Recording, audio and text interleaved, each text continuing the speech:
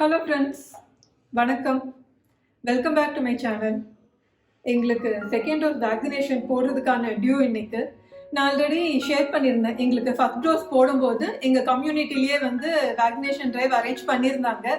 அதனால அந்த first dose போட்டவங்களுக்கு எல்லாம் இப்போ அந்த செகண்ட் டோஸ் டியூ வந்ததுனால இப்போ உள்ளுக்குள்ளேயே கம்யூனிட்டிக்குள்ளேயே இந்த செகண்ட் டோஸ்க்கான ட்ரைவும் அரேஞ்ச் பண்ணியிருக்காங்க. நாங்கள் ஏர்லியாகவே புக் பண்ணி பே பண்ணிட்டதுனால இந்த தடவை எங்களுக்கு மார்னிங் பேட்சே அலர்ட் ஆயிடுச்சு. ஸோ அதான் காலையில் 10 to 10:30 அப்படின்னு டைம் ஃபிக்ஸ் பண்ணியிருக்காங்க. அதுக்கு போகிறதுக்கு முன்னாடி வீட்டில் இருக்கிற வேலைங்க லஞ்ச் எல்லாமே ரெடி பண்ணிட்டு போயிடலாம் அப்படின்னு சொல்லிட்டு அதுக்கான ப்ரிப்ரேஷன் தான் பண்ணிட்டு இருக்கேன். அது மட்டும் இல்லை, இங்கே சைக்கிள் மெக்கானிக்கும் 1 மாதம் ஆகுது, இன்னைக்கு தான் வந்திருக்காங்க அப்படின்னாங்க. அவன் சைக்கிள் செயினும் கொஞ்சம் லூஸாக இருக்கு. ஸோ அதனால தான் வர வழியில் சைக்கிளையும் அப்படியே சர்வீஸ் பண்ணிட்டு ஈவினிங் whitesaucepasta பண்ணலான்னு இருக்கும். ஏன்னா இன்னைக்கு வேக்சினேஷன் எடுக்க போறதுனால கொஞ்சம் ப்ரிகாஷனரியா நான்வெஜ் வேண்டாம் அப்படின்னு நினைச்சோம். அப்ப என்ன பண்ணலாம்னா, ரிஷாக் ரொம்ப நாளா கேட்டுட்டு இருந்தான் whitesaucepasta பண்ணுங்கன்னு. இது நாங்க ஃப்ரீக்வெண்டா பண்றது கிடையாது, அக்கேஷனலி பண்றது தான். ஸோ whitesaucepastaக்கு தேவையான திங்ஸ் இல்லை. ஸோ அதனால வர வழியில சூப்பர் மார்க்கெட்ல அதையும் வாங்கிட்டு வந்துடலான்னு இருக்கோம். இப்போ வேக்சினேஷன் போகிற இடத்துல முடிஞ்சால் நான் அந்த வீடியோஸ் எடுத்து அதுவும் ஷேர் பண்ண ட்ரை பண்ணுறேன். அப்புறம் whitesaucepasta அதுவும் எப்படி பண்ணலான்னு நம்ம பார்க்க போகிறோம். லஞ்ச் ரெடி பண்ணிடலான்னு அதுக்கான ப்ரிப்பரேஷன் தான் போயிட்டு இருக்கு. சாதம் வெந்துட்டு இருக்கு.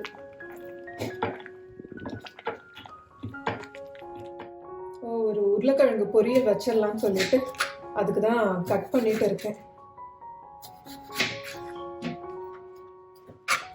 நான் உருளைக்கிழங்கு பொரியலுக்கு மோஸ்ட்லி சின்னதாக தான் கட் பண்ணி எடுத்துப்பேன்.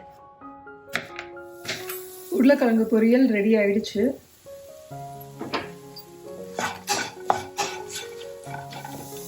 ஃபைனலாக ஆஃப் பண்ணுறதுக்கு முன்னாடி மிளகுத்தூள் போட்டு தான் இறக்குவேன். நான் கொஞ்சம் தான் ஆட் பண்ணிக்கிறேன். லஞ்சுக்கு பொட்டேட்டோ ஃப்ரை ரெடி ஆயிடுச்சு. அடுத்து தயிர் சாதம் வச்சிருக்கேன். தயிர் சாதத்துக்கு பிளெயினா இல்லாம கொஞ்சம் முந்திரியும் திராட்சையும் தாளிச்சு போட்டிருக்கேன்.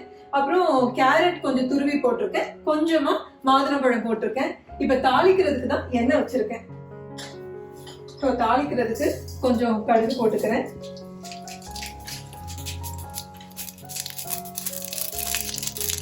காஞ்ச மிளகாய் வத்த,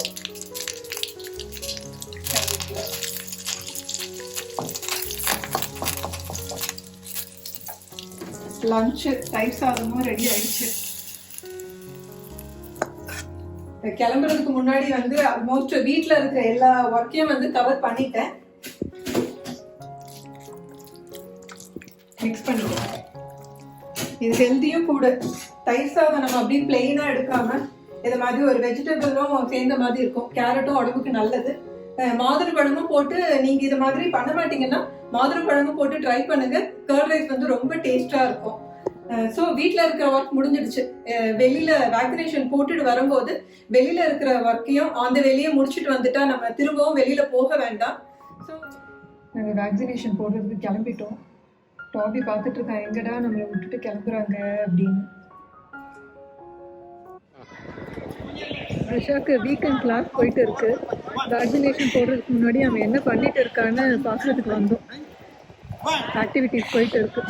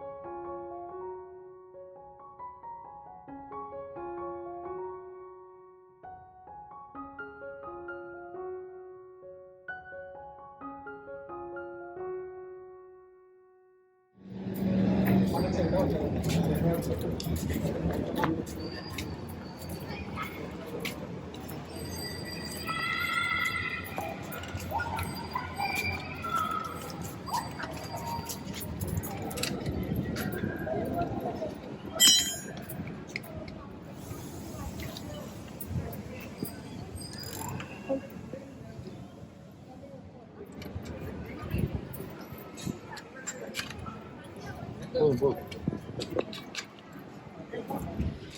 வேக்சினேஷன் போட்டுட்டு வீட்டுக்கு தேவையான திங்ஸ்லாம் வாங்கிட்டு வந்துட்டோம். இப்போ வந்து ஒயிட் சாஸ் பாஸ்தா எப்படி பண்ணலான்னு பார்க்க போகிறோம்.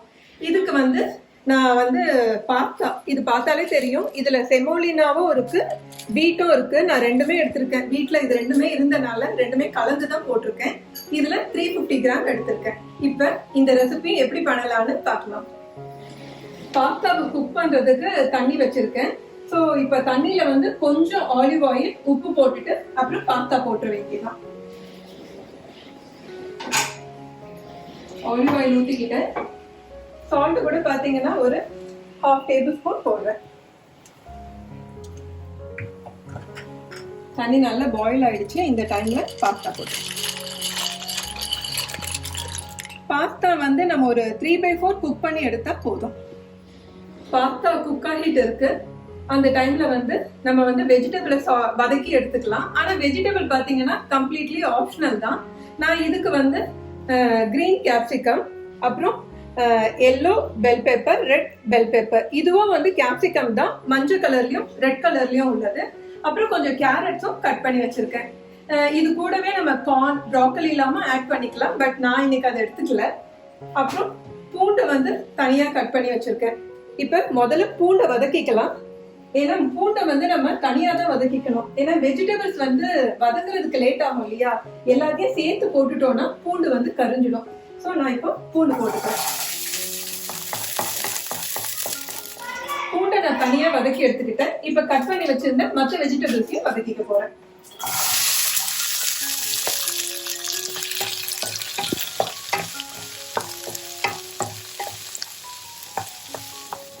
ஆலிவ் ஆயில்ல நம்ம சாட் பண்ண வெஜிடபிள் நல்ல சாட் ஆயிடுச்சு. பேரலி நம்ம குக் பண்ணியிருந்த பாஸ்தாவும் ரெடி ஆயிடுச்சு. பாஸ்தா குக் ஆயிடுச்சான்னு பாக்குறதுக்கு நீங்க ஒரு குக்கான பாஸ்தா எடுத்து நைட்ல எப்படி கட் பண்ணீங்கன்னா சாஃப்டா இப்படி கட் ஆகும். ஸோ பாஸ்தா இதுதான் ரைட் கன்சிஸ்டன்சி. ரொம்ப குழைச்சிடக்கூடாது, மெயினே அதுதான். இப்போ நம்ம இதுக்கு தேவையான ஒயிட் சாஸ் பண்ண போறோம். ஒயிட் சாஸ் பண்றதுக்கு நான் பட்டர் 65 கிராம் எடுத்திருக்கேன். யூஸ்வலி பாத்தீங்கன்னா நம்ம ஒயிட் சாஸ் மைதால பண்ணுவாங்க. இப்போ ரீசெண்டா சில ரெசிபிஸ் பார்த்திருப்பீங்க வீட்ல பண்ணுவாங்க. ஆனா நம்ம ஓட்ஸ் எடுத்திருக்கோம், கொஞ்சம் ஹெல்தியாவும் இருக்கும் இல்லையா. ஸோ 65 கிராம் ஓட்ஸ் எடுத்து அதை நல்லா கிரைண்ட் பண்ணி வச்சிருக்கேன். அதே மாதிரி பால் 1/2 லிட்டர் எடுத்து வச்சிருக்கேன். இப்ப நம்ம சாஸ் பண்ண ஸ்டார்ட் பண்ணிடலாம். அதுக்கு முதல்ல நம்ம பட்டர் போட்டுக்கலாம்.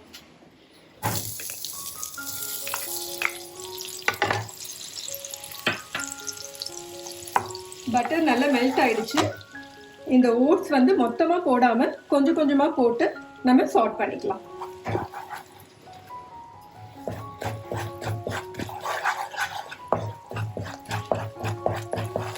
ஓட்ஸோட பச்சை வாசனை போற வரைக்கும் நம்ம நல்லா வதக்கி எடுத்துக்கணும். பட்டரோட ஃப்ளேவர் உங்களுக்கு தெரியும். ஓட்ஸ் நல்லா வதங்கி அந்த வெண்ணெயோட ஃப்ளேவர் நமக்கு வரும். ஓட்ஸோட ரா ஸ்மெல் போகி நல்லா வதங்கிடுச்சு. இந்த சமயத்துல பால் கொஞ்சம் கொஞ்சமா ஊத்திக்கணும். இதுக்கு நம்ம காய்ச்சின பால் தான் யூஸ் பண்ணணும்னு இல்லை, காய்ச்சாத பால் கூட யூஸ் பண்ணிக்கலாம். இதுலயே அது நல்ல பாயில் ஆயிடும். இந்த ஒயிட் சாஸ் தான் இந்த டிஷ்ஷுக்கே ரொம்ப முக்கியமானது. நல்லா கட்டி பிடிக்காம நல்லா மிக்ஸ் பண்ணிட்டே இருங்க. பாஸ்தாக்கு தேவையான ஒயிட் சாஸ் ரெடி ஆயிடுச்சு. உங்களுக்கு பார்த்தாலே தெரியும் எவ்வளவு திக்கா இருக்குன்னு. இப்ப இதுல சீசனிங் ஆட் பண்ணணும். இதுக்கு ஆரிகனோ, இது கண்டிப்பா ரொம்ப முக்கியமானது. அடுத்து பாத்தீங்கன்னா chilli flakes, next pasta seasoning.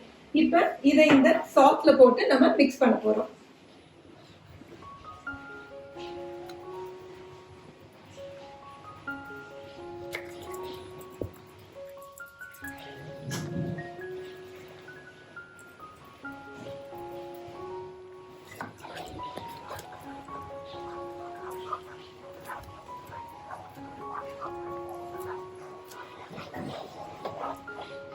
White சாஸோட seasoning போட்டு நல்லா மிக்ஸ் ஆயிடுச்சு.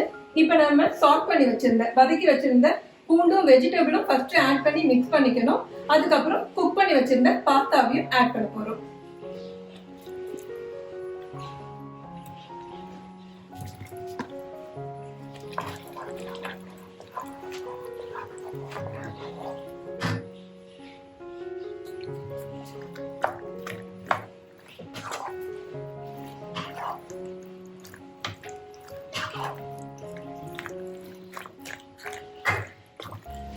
ஒயிட் சாஸோட நம்ம போட்ட வெஜிடபிள்ஸ் பாஸ்தாலாம் நல்லா மிக்ஸ் ஆயிடுச்சு.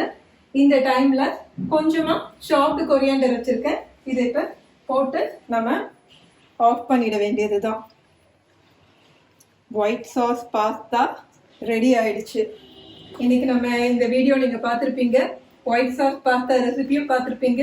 இது உங்களுக்கு பிடிச்சிருக்கும்னு நினைக்கிறேன். நீங்களும் உங்க வீட்டுல ட்ரை பண்ணி பாருங்க. இந்த வீடியோ உங்களுக்கு பிடிச்சிருந்ததுன்னா லைக் பண்ணுங்க, ஷேர் பண்ணுங்க, மறக்காம சப்ஸ்கிரைப் பண்ணுங்க. See you in the next video. Thank you.